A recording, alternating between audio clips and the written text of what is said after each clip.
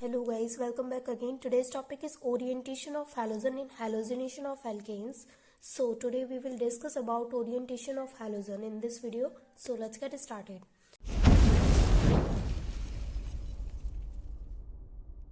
तो सबसे पहले समझिए कि हैलोजन का ओरिएंटेशन का मतलब क्या है यहाँ पर। तो देखिए यहाँ पर होगा क्या कि यहाँ पर जो हम रिएक्शन करवा रहे हैं उसमें जो हैलोजन अटैच है उस हैलोजन के ओरिएंटेशन का पता लगाएंगे हम कि उसका ओरिएंटेशन किस तरफ है।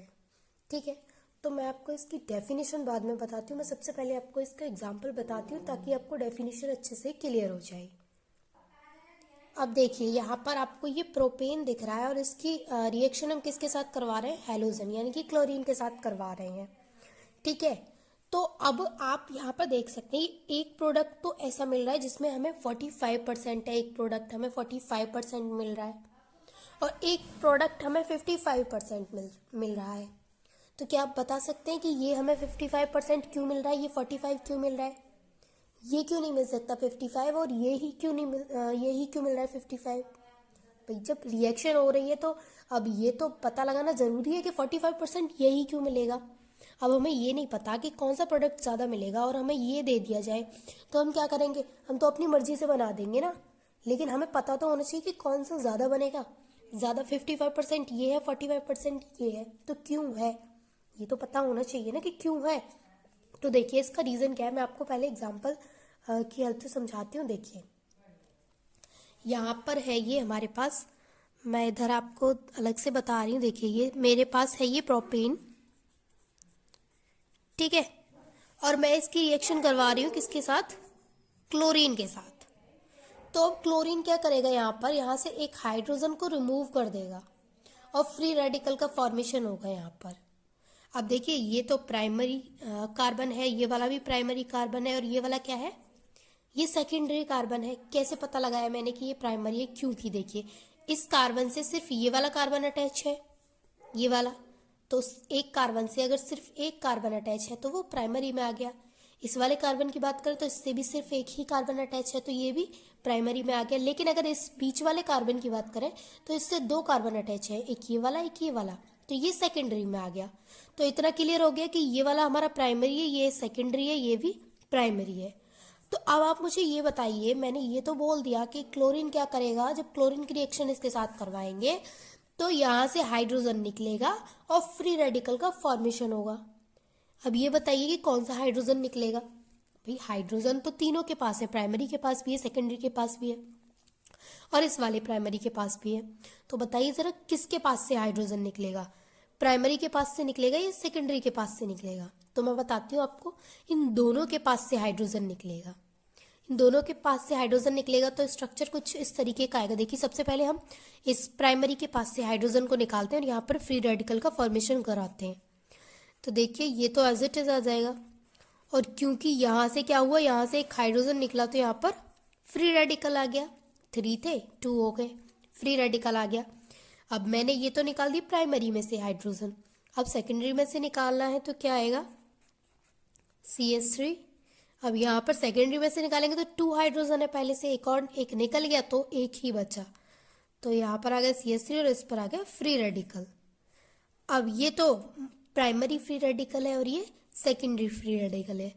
अब यहाँ पर आपको एक चीज़ नोट करनी है बहुत अच्छे से, वो मैं आपको इधर दिखाती हूँ। वो डेफिनेशन में है वैसे, पर फिर भी मैं आपको अलग से बता दे रही हूँ। देखिए जो हमारी फ्री रेडिकल जो होते हैं उनकी स्टेबिलिटी का ऑर्डर कुछ इस तरीके से होता है। सबसे ज़्यादा स्टेबल होता है हमारा टर्सरी, फिर सेकेंडरी, फिर प्राइमरी।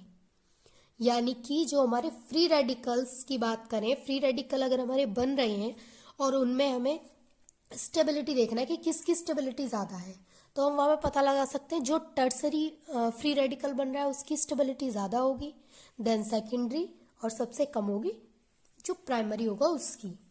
तो अब यहाँ पर देखिए, यहाँ पर अगर इसकी स्टेबिलिटी की बात करें, इस रिएक्शन में स्टेबिलिटी की बात करेंगे, कौन से फ्री रेडिकल की स्टेबिलिटी ज़्यादा है, तो हम कैसे पता लगाएंगे, हम लगाएंगे प्राइमरी, सेकेंडरी और टर्सरी से। अब टर्सरी तो यहाँ पर है नहीं है, यहाँ पर क्या है, सेकेंडरी और प्राइमरी है। तो सेकेंडरी और प्राइमरी में किसकी स्टेबिलिटी ज़्यादा होगी, जाहिर सी बात है सेकेंडरी की होगी।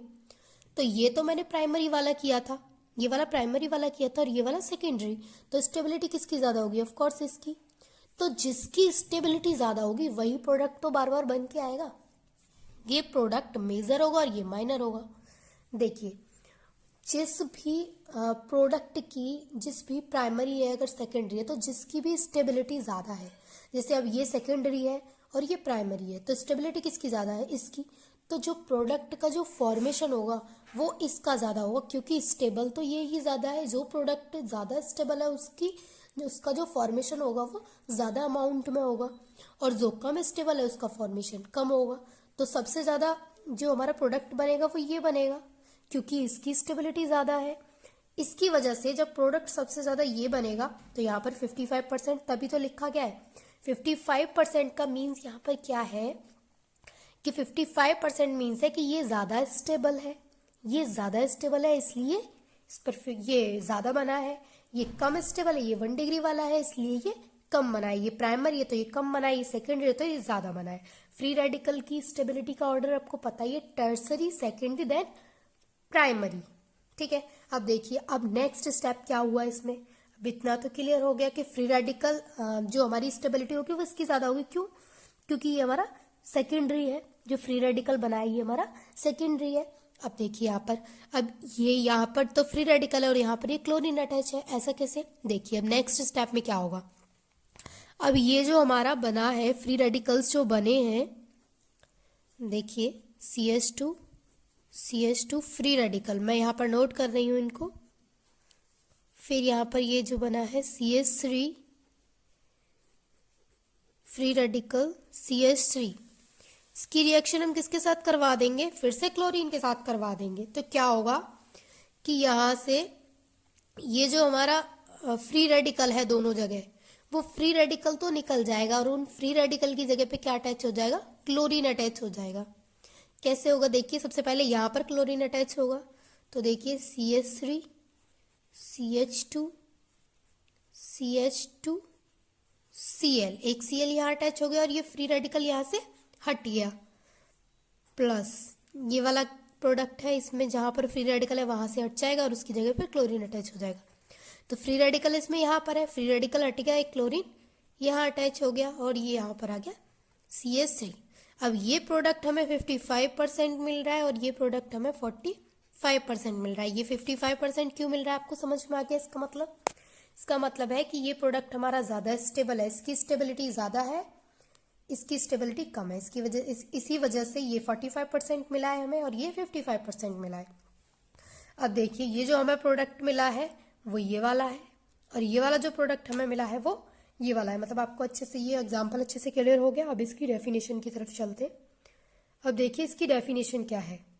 एग्जाम्पल तो आपको क्लियर हो गया बहुत अच्छे से, अब डेफिनेशन देखिए क्या होगा इसमें। Orientation of halogen and halogenation of alkanes में carbon free radicals are form during halogenation of alkanes. देखिए जब भी हम एल्केन्स का हैलोजिनेशन करवाते हैं तो कार्बन फ्री रेडिकल्स फॉर्म, यानी कि अभी जब हम फ्री रेडिकल की बात करें तो कार्बन के फ्री रेडिकल्स का फॉर्मेशन हुआ था, कार्बन के फ्री रेडिकल्स बने थे। कब? जब हमने हैलोजिनेशन करवाया था। And orientation as well as reactivity depends on the type of free radicals. देखिए, और जो हमारा ओरिएंटेशन है यानी कि जो रिएक्टिविटी है वो हमारी किस पर डिपेंड कर रही है? वो हमारी डिपेंड कर रही है फ्री रेडिकल्स पर। जो फ्री रेडिकल है वो किस टाइप का है? 1 डिग्री है यानी कि प्राइमरी है, सेकेंडरी है या फिर टर्सरी है, उस पर डिपेंड कर रही है। क्या डिपेंड कर रही है? जो हमारी ओरिएंटेशन है। It is known as free radical substitution reaction. इनको फ्री रेडिकल सब्सटीट्यूशन रिएक्शन भी बोला जाता है। और यहाँ पर जो फ्री रेडिकल है, यहाँ पर देखिए जो फ्री रेडिकल है हमारा, उसकी स्टेबिलिटी का ऑर्डर देखिए, 3 डिग्री, 2 डिग्री, 1 डिग्री, यानी टर्सरी, सेकेंडरी, प्राइमरी। सबसे ज़्यादा जो स्टेबल होगा वो टर्सरी होगा, उसके बाद सेकेंडरी होगा, उसके बाद प्राइमरी होगा।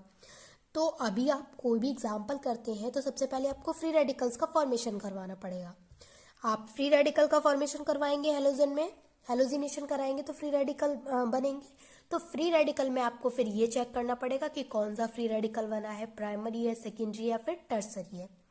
अब जो भी बना हो उसके अकॉर्डिंग आप स्टेबिलिटी को देख करके बता सकते हैं कि कौन सा प्रोडक्ट ज़्यादा क्वांटिटी में बनेगा और कौन सा प्रोडक्ट कम क्वांटिटी में बनेगा। यानी कि जो हमारा प्रोडक्ट है वो कौन सा मेजर है और कौन सा माइनर है।